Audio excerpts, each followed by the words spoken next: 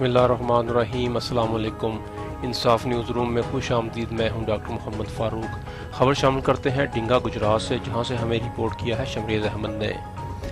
27 اگست 2021 کو سیدنا امام حسین علیہ السلام کو خراج عقیدت پیش کرنے کے لیے حیدریہ رضویہ قاری عزیز والی جامع مسجد نور جمال ڈنگا گجرات میں عظیم الشان محفل پاک کا انعقاد کیا گیا۔ نقابت کی ذمہ داری حافظ عثمان شریف جلالی نے پوری کی۔ محفل کا آغاز تلاوت قرآن پاک سے ہوا۔ تلاوت کی سعادت قاری محمد عزیز نے حاصل کی۔ نعت رسول مقبول کی سعادت عالمی شہرت یافتہ نعت خوان شہزاد حنیف مدنی لاہور نے حاصل کی۔